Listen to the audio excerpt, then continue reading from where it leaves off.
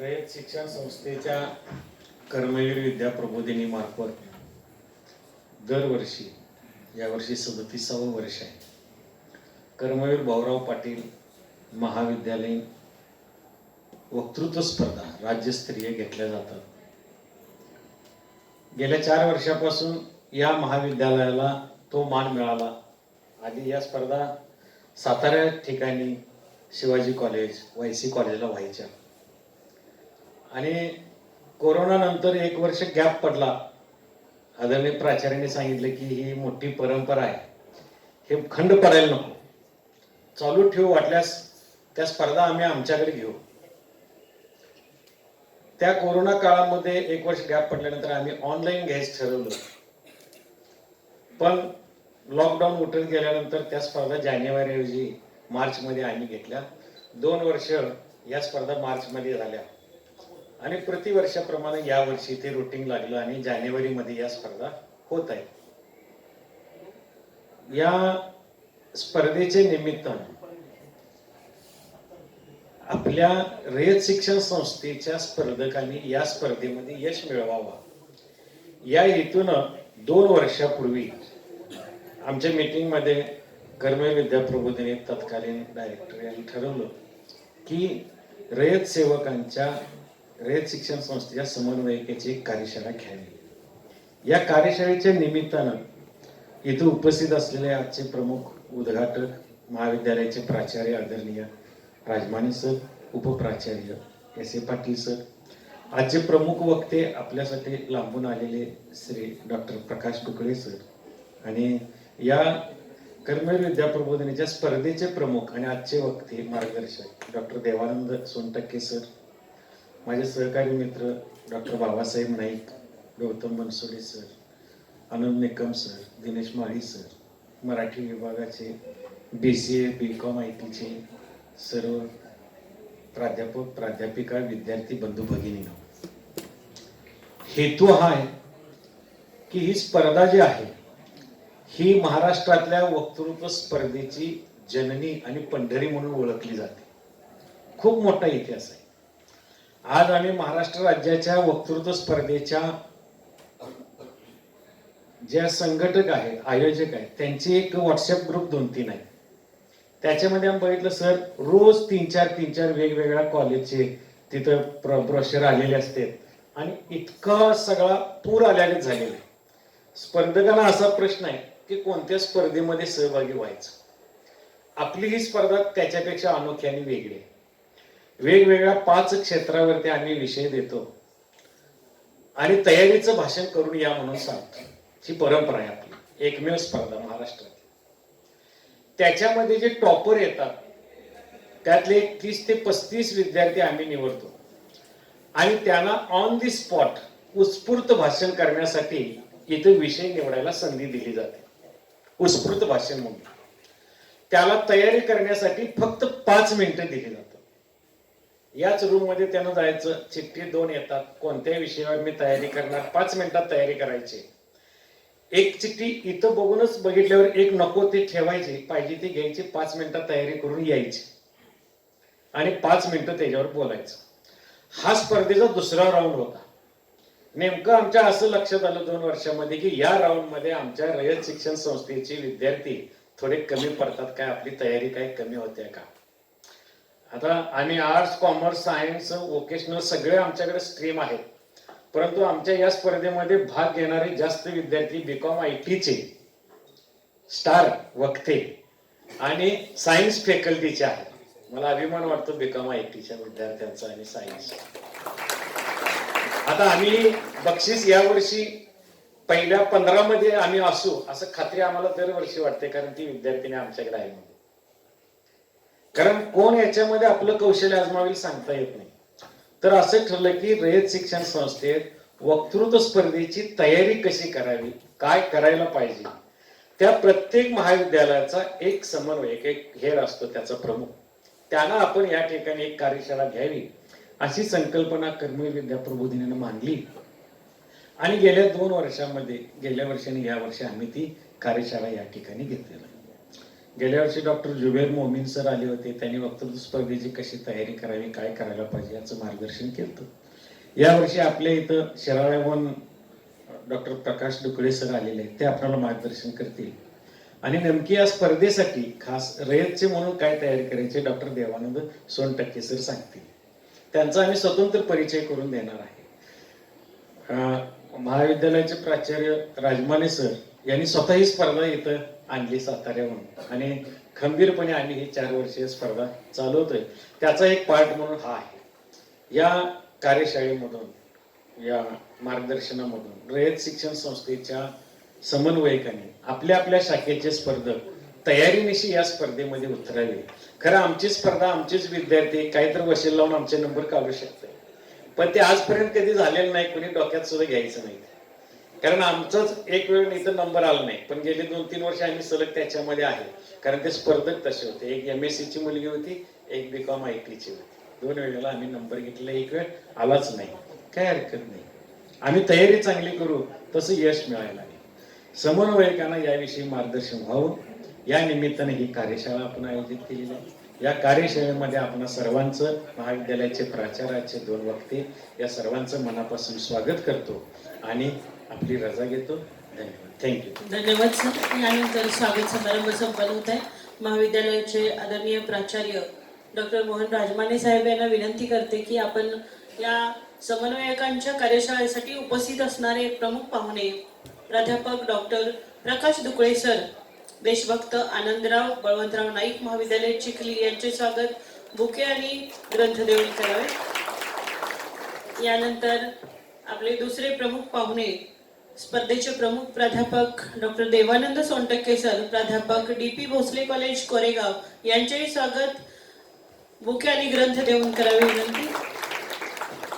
धन्यवाद सर. यानंतर मी उपप्राचार्य S.A. Patil sir यांना, वनबट्टे सरांना विनंती करते की आपण महाविद्यालयाचे आदरणीय प्राचार्य डॉक्टर राजमाने साहेब यांचे गुलाब पुष्प देऊन स्वागत करावे. यानंतर उपप्राचार्य S.A. पाटील सर यांचे स्वागत गुलाब पुष्प देऊन करावे. यासाठी कर्मवीर विद्याप्रबोधिनीचे प्रतिनिधी श्री मुकुटराव साळुंखे उपस्थित आहेत. त्यांचेही स्वागत गुलाब पुष्प देऊन करावे ही विनंती. विविध महाविद्यालयातून आलेले जे समन्वयक आहेत त्यांचेही स्वागत वनबट्टे सरांनी गुलाब पुष्प देऊन करावे.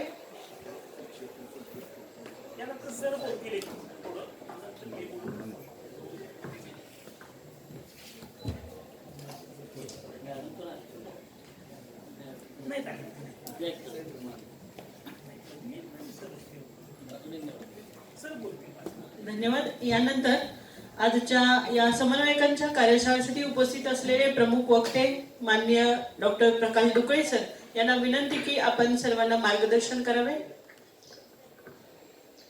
सर्वांना नमस्कार. रयत शिक्षण संस्था सातारा आणि कर्मवीर विद्या प्रबोधिनी यांच्या वतीने आज या ठिकाणी पद्मभूषण डॉक्टर कर्मवीर भाऊराव पाटील राज्यस्तरीय आंतर महाविद्यालयीन वक्तृत्व स्पर्धेची समन्वयकांची 1 दिवसीय कार्यशाळा आयोजित केलेली आहे. या कार्यशाळेच्या उद्घाटन सत्राचे अध्यक्ष आदरणीय प्राचार्य डॉक्टर मोहन राजमाने सर, त्याचबरोबर उपप्राचार्य या ठिकाणी उपस्थित आहेत. RV वनबट्टे सर आहेत. त्याचबरोबर देवानंद सोनटक्के सर, नाईक सर, आणखीन काही नावं राहिली असेल तर क्षमस्व, आणि समन्वयक आणि विद्यार्थी मित्र मैत्रिणींनो, आणि इथल्या मराठी विभागातल्या निकम मॅडम आहेत, औंधकर मॅडम आहेत, आणि बरेच लोक आहेत ओळखीचे आहेत. तर तुम्हा सर्वांना पुन्हा एकदा नमस्कार. खरं तर अशा पद्धतीची कार्यशाळा आयोजित करण्याचं नियोजन या महाविद्यालयानं आणि या कर्मवीर प्रबोधिनीने घेतलेलं आहे. ही एक अत्यंत कौतुकाची गोष्ट आहे. कारण समन्वयकांची कार्यशाळा म्हटल्यानंतर माझ्या पुढे सुद्धा प्रश्न पडला की नेमकं कुणासाठी बोलायचं, आपण विद्यार्थ्यांसाठी बोलायचं, समन्वयकांसाठी बोलायचं की कुणासाठी बोलायचं. पण ठीक आहे, वक्तृत्वाचा हा जो एक महायज्ञ आरंभलेला आहे आपण संस्थेच्या वतीने आणि कर्मवीर प्रबोधिनीच्या वतीने, हा अत्यंत महत्वाचा आहे. आणि या महत्वाच्या या एका उपक्रमामध्ये आपण जावं. आणि SGM कॉलेजमध्ये तर यायला मला नेहमी आवडतं, कारण इथला कॅम्पस, इथला परिसर, इथला मराठी विभाग आणि इथील सगळ्या जे व्यावसायिक अभ्यासक्रम आहेत हे सगळं बघितल्यानंतर इथं आपण यायला पाहिजे असं सारखं मनोमन वाटत असतं. आणखीन दुसरी एक गोष्ट अशी की या कराड नगरीमध्ये खऱ्या अर्थानं वक्तृत्वाची एक महापंढरी यापूर्वी होऊन गेलेली आहे. खरं तर कराड नगरी म्हटल्यानंतर आपल्याला यशवंतराव चव्हाण यांचं नाव डोळ्यासमोर येतं. पण ज्या यशवंतराव चव्हाण यांनी आपल्या वक्तृत्वाचा पाया ज्या प्रीती संगमाच्या महादेवाच्या मंदिराच्या पायरीवर बसून ज्यांनी काकासाहेब गाडगिळांची व्याख्यानं ऐकली, ज्यांनी आज तर्कतीर्थ लक्ष्मण शास्त्री जोशी यांची व्याख्यानं ऐकली, प्र.के. अत्रेंची भाषणं ऐकली, त्यातून घडलेले एक उत्तम व्यक्तिमत्व म्हणजे यशवंतराव चव्हाण. ते सुद्धा एक उत्तम वक्ते घडले. वक्ते घडवण्याचं महत्वाचं काम या कराड नगरीने केलेलं आहे. आणि म्हणून कराड नगरीमध्ये साताऱ्यामध्ये चालत असणारे या प्रबोधिनीचं कार्य कराडमध्ये घेऊन येण्याचं काम राजमाने सरांनी केलेलं आहे. ते अत्यंत महत्वाचं आहे. एका महत्वाच्या नगरीमध्ये हा एक महत्वाचा उपक्रम होतो आहे. या प्रबोधिनीचं नाव आहे कर्मवीर विद्या प्रबोधिनी. सर, मी प्रबोधिनी या शब्दाच्या खोलापर्यंत जाण्याचा प्रयत्न केला तर त्याला एक फार चांगला आध्यात्मिक अशा पद्धतीचा अर्थ आहे. तो असा की ज्या विष्णूनं 10 अवतार घेतले असं आपण सगळ्यांनी ऐकलं आहे, वाचलेलं आहे. तर त्या विष्णूची जागृत होण्याची जी अवस्था आहे त्याला प्रबोधन असं म्हणतात. म्हणजे 10 अवतारापूर्वी जागृत होण्याची जी अवस्था आहे ती अवताराची प्रक्रिया म्हणजे प्रबोधन असं आहे. आणि ते प्रबोधनाचं कार्य चालवणारी ही संस्था म्हणजे प्रबोधिनी. खऱ्या अर्थानं वक्तृत्व स्पर्धेमधून हे प्रबोधिनीचं काम उत्तम पद्धतीने चालतं. कारण समाज हा सतत कुठल्या ना कुठल्या तरी आवरणाखाली, पुट्टाखाली हा काय असतो, अंधकारामध्ये असतो. वेगवेगळ्या विचारसरणी सध्या काम करत आहेत. या वेगवेगळ्या विचारसरणीतून योग्य विचारसरणी कोणती हे सांगायचं जर काम असेल तर ह्या अशा वक्तृत्वामधूनच शक्य आहे. आणि म्हणून वक्तृत्व स्पर्धेमधून जे घडणारे वक्ते आहेत ते एक चांगल्या विवेकशील वृत्तीचे असावेत, चांगल्या पद्धतीने विचार करणारे असावेत आणि समाजाला दिशादर्शन करणारे असावेत. अशा पद्धतीचे वक्ते आपण या प्रबोधिनीच्या माध्यमातून घडवायचे आहेत. आणि म्हणून प्रबोधिनीचं कार्य हे अत्यंत महत्वाचं आहे. वक्तृत्वाच्या बाबतीत विद्यार्थी दशेमध्ये एक भीती असते की कसे ह्यात भाग घ्यावं, पुढं कसं उभं राहावं, आपल्याला भीती वाटते. पण त्या भीतीतूनच पुढं आपण आलं पाहिजे तरच आपलं व्यक्तिमत्व घडेल. खऱ्या अर्थानं वक्तृत्व स्पर्धेमध्ये येणारा जो विद्यार्थी आहे तो कुठल्याही क्षेत्रामध्ये कमी पडत नाही असा माझा एक तर्क आहे. कारण जो वक्तृत्वाच्या निमित्तानं जो आदर्शवाद मानला जातो, जे विचार मानले जातात ते न कळतपणे विचार विद्यार्थ्याच्या व्यक्तिमत्वामध्ये समाविष्ट होतात. आणि त्यामुळे वक्तृत्व स्पर्धेतला विद्यार्थी कधीही वाया जात नाही. भले तो बेकार राहील, भले तो जीवनामध्ये काही तरी त्याचे अडथळे येतील, पण प्रत्येक अडथळ्यामध्ये मार्ग काढण्याचं जे काम आहे ती त्याची वक्तृत्व स्पर्धा, त्याच्यामध्ये भिनलेले विचार, त्याच्या व्यक्तिमत्वामध्ये भिनलेले विचार हे सतत त्याला पुढे मार्गदर्शन करत राहतात. आणि म्हणून वक्तृत्व स्पर्धेमध्ये केवळ नंबर येण्यासाठीच सहभागी व्हा असं नव्हे, तर विद्यार्थी मित्रांनो केवळ ही स्पर्धा असते कशी, याच्यासाठी काय तयारी करावी लागते, महिनाभर काय कष्ट घ्यावे लागतात, शिक्षकांचं मार्गदर्शन कसं घ्यावं लागतं, पुस्तकं कशी वाचावी लागतात, लेखन, वाचन, भाषण ही जी कौशल्य आहेत ही कौशल्य केवळ भाषिक कौशल्य म्हणून तिकडे न बघता स्वतःचं व्यक्तिमत्व घडवण्यासाठी किती महत्वाचे आहेत हे पाहणं अत्यंत गरजेचं आहे. म्हणून हे एक भाषिक कौशल्य असल्याशिवाय आपल्याला या जगामध्ये पाय ठेवता येणार नाही. आपल्या गावाकडे म्हण असते बघा की बोलणाऱ्याच्या एरंड्या विकतात, न बोलणाऱ्याचं सोनं सुद्धा विकलं जात नाही. त्यामुळे आपण बोलणारे व्हावे आणि आपण व्यक्त झालं पाहिजेत, उत्तम पद्धतीने व्यक्त झालं पाहिजेत. काही मॅनेजमेंटचे विद्यार्थी इथं असतील, कॉमर्सचे विद्यार्थी असतील, त्यांना तर आपल्या व्यावसायिक दृष्टिकोनातून आपल्या व्यक्तिमत्वाचा प्रभाव पाडायचा असेल तर उत्तम वक्तृत्व हे आपल्याजवळ अवगत असलंच पाहिजेत. या दृष्टिकोनातून या कार्यशाळेची आणि या कार्यशाळेच्या उद्देशाची अत्यंत महत्वाची अशा पद्धतीची भूमिका आहे. त्या भूमिकेला अनुसरून सर्व विद्यार्थ्यांनी ह्या स्पर्धेत असेल अनेक ज्या छोट्या मोठ्या स्पर्धा होतात या स्पर्धामधून स्वतःला पारखून घ्यावं, स्वतःला झुकून घ्यावं आणि या जगाच्या पसाऱ्यामध्ये आपलं एक चांगलं अस्तित्व निर्माण करावं, अशा पद्धतीची मी अपेक्षा व्यक्त करतो. आणि बोलण्याची संधी उद्घाटन सत्रामध्ये दिल्याबद्दल आदरणीय प्राचार्य साहेबांना मी धन्यवाद देतो आणि आपण शांतपणे ऐकून घेतला त्याबद्दलही धन्यवाद देतो आणि थांबतो. जय हिंद, जय महाराष्ट्र, जय कर्नाटक. धन्यवाद दुबे सर. यानंतर उद्घाटन समारंभाचे सन्माननीय अध्यक्ष महाविद्यालयाचे आदरणीय प्राचार्य डॉक्टर राजमाने साहेबांना विनंती करते की आपण अध्यक्षीय मनोगत व्यक्त करावे.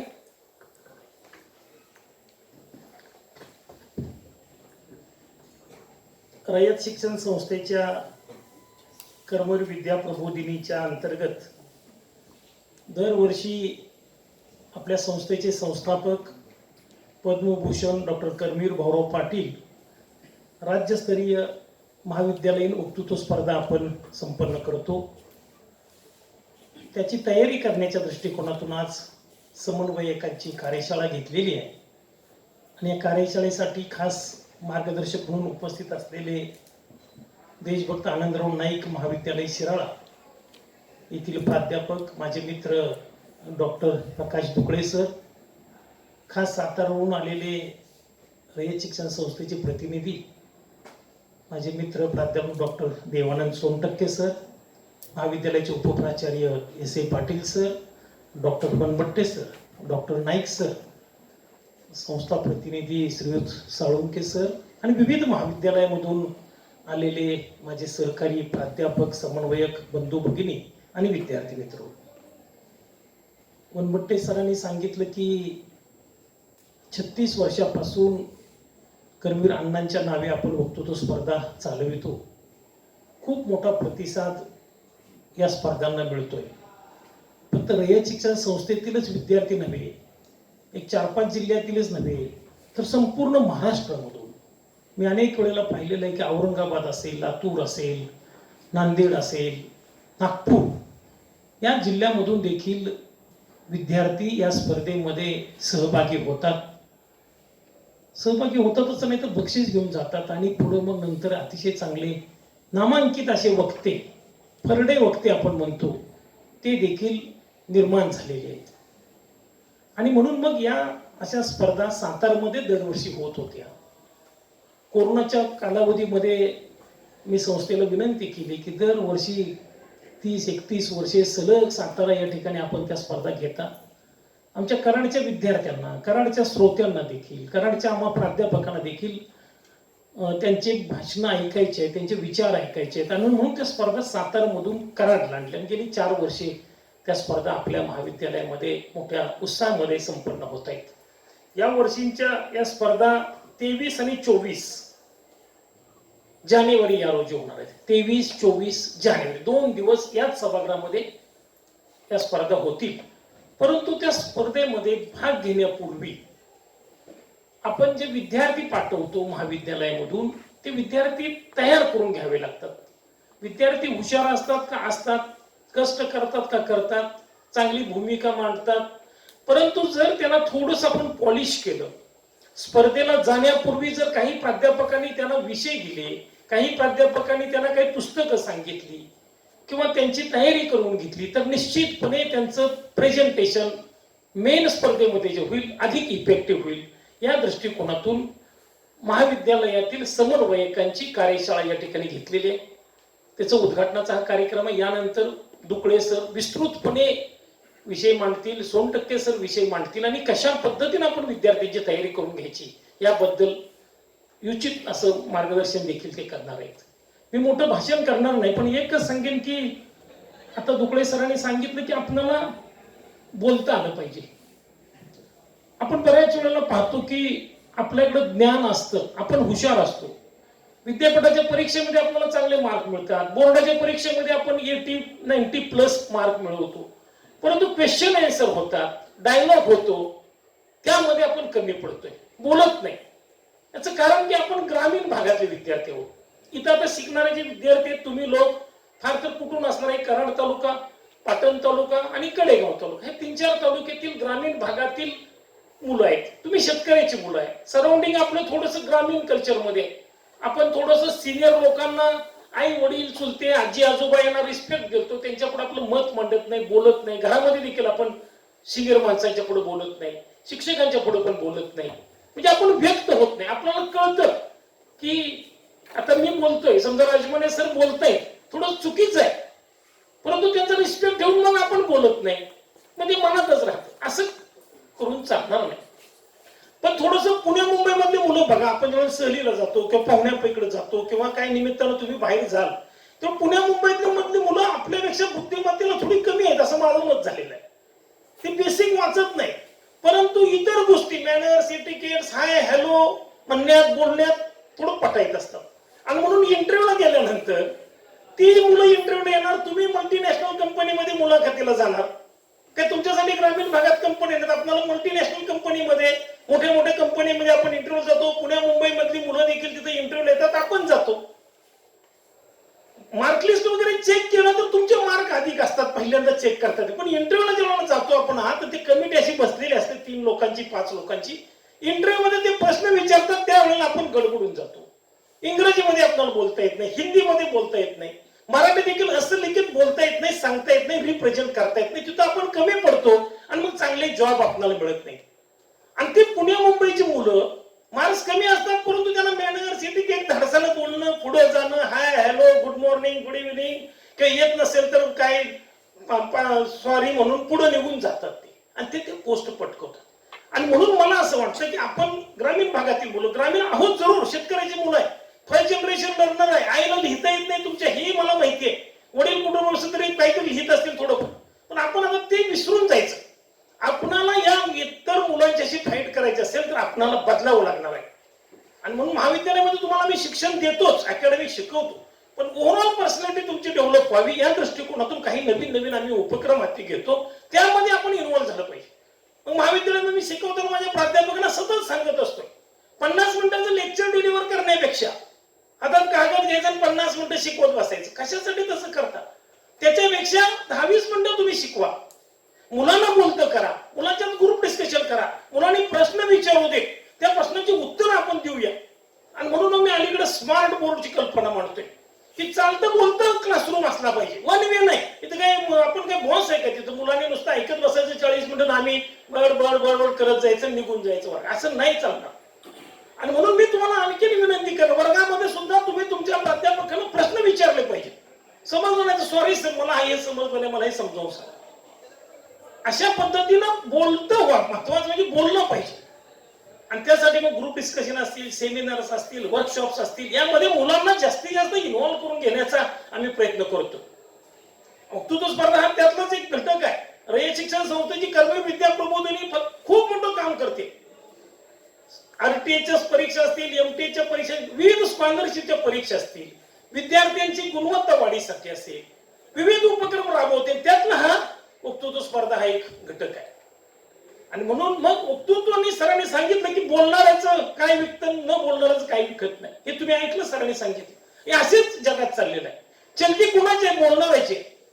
आपली पर्सनॅलिटी काहीही असो, परंतु आपण आपले जे कपडे असतील, आपल्याला जे शोभणारं ड्रेस मटेरियल घालावं, चांगलं बोलावं, इंग्रजी बोलावं, शुद्ध बोलण्याचा आपण प्रयत्न करावा. वक्तृत्व स्पर्धेमध्ये प्रत्येक महाविद्यालयामधून 1 टीम का 2 चालतात?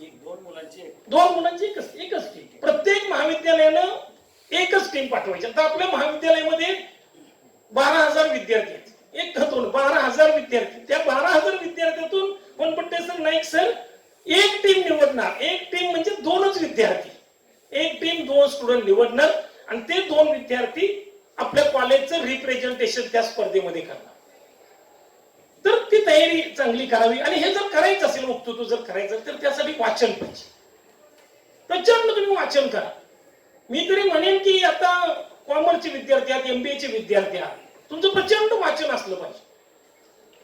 विद्यापीठाच्या परीक्षेमध्ये एखादा दुसरा टक्के मार्क कमी मिळाला तरी चालेल. आता काय 70 पडले काय, 69 पडले काय, 68% पडले, त्याला फार मोठा फरक पडत नाही. परंतु तुम्ही इंटरव्ह्यू कशी फेस करणार? इंटरव्ह्यू मध्ये आपला त्या कमिटीला आपला परफॉर्मन्स आवडला पाहिजे, आपल्याला त्यांनी 1 नंबर दिला पाहिजे आणि चांगलं पॅकेज देऊन आपल्याला त्या कंपनीने घेतलं पाहिजे. हे करायचं असेल तर आपलं ओव्हरऑल वाचन चांगलं झालं पाहिजे. आपल्या महाविद्यालयामध्ये चांगलं ग्रंथालय आहे, इव्हन तो तुमच्या मोबाईलवर देखील खूप चांगलं मटेरियल वाचायला मिळणार आहे. चांगलेच मोबाईल म्हणेल तसं आहे, हे दुहेरी हत्यार आहे. याचा चांगल्यासाठी वापर करायचा का वाईटासाठी करायचं ज्याचं त्यांनी ठरवायचं. चांगल्यासाठी वापर केला तर नक्की तुमची बुद्धिमत्ता वाढणार आहे, खूप पुढे जाणार आहे. याचा वापर जर वाईट पद्धतीने केला तर तुम्ही आताचे आहात त्याच्यापेक्षा खाली खाली खाली एके दिवशी खड्ड्यात जाणार आहात. आणि म्हणून मग मोबाईलवर चांगलं वाचन मिळणार आहे. महाविद्यालयाच्या ग्रंथालयामध्ये खूप चांगलं वाचन, तुम्हाला ग्रंथालय आहे तिथं तुम्ही चांगलं वाचन करा. आणि आम्ही आता आणखी उद्या 1 जानेवारी पासून आणखीन एक संकल्प आम्ही सोडतोय 2 दिवसामध्ये, मुक्त ग्रंथालय. आपल्या महाविद्यालय काही मुलं काय करतात, एवढं मोठं 1.5 लाख पुस्तकं असलेलं आपलं ग्रंथालय आहे. दरवर्षी त्याच्यामध्ये 10-20 मी वाढच करतोय, नवीन नवीन मॅगझिन्स मागवतोय. परंतु जाणाऱ्या मुलांची संख्या कमी आहे, प्राध्यापकांची संख्या कमी आहे. तुम्ही आत जातच नाही लायब्ररीमध्ये. गेला तर तुमच्या अकॅडमीचं टेक्स्टबुक तेवढं मिळते का बघता. असं करू नका बाळांनो. प्रचंड वाचन करा. अगदी रोज 3-4 तास वाचन, स्वतःच्या तब्येत चांगली राहण्यासाठी व्यायाम, ह्या गोष्टी मस्त. दररोज योगा करा, व्यायाम करा, तब्येत चांगली ठेवा, भरपूर वाचन करा, चांगले मित्रमंडळी करा.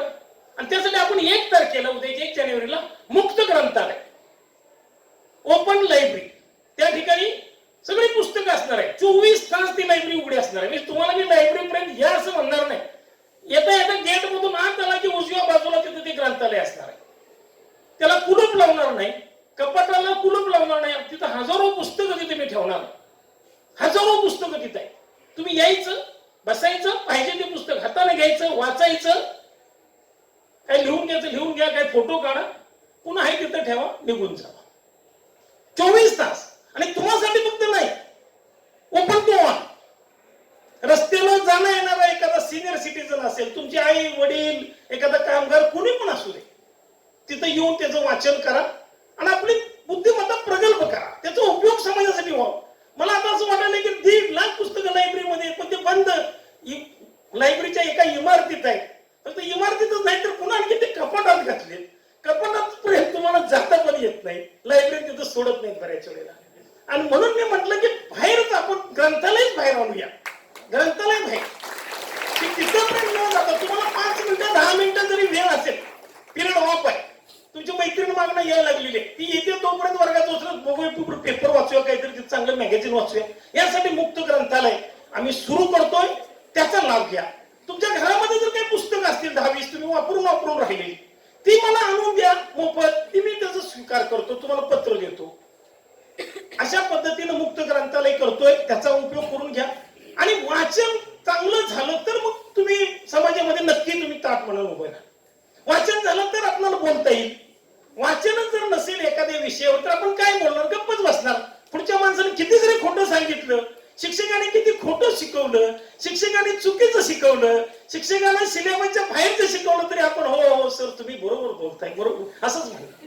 पण जर तोच विषय आपल्याला माहिती असता, तो कन्सेप्ट आपला क्लिअर असता, तर शिक्षकच काय आई वडील जरी असतील तरी काय नाही बाबा तुम्ही चुकीचं सांगताय, मग मी तू चुकीचं बोलतेस हे माझ्याकडे पुरावा आहे, आपण म्हणू शकलो असतो.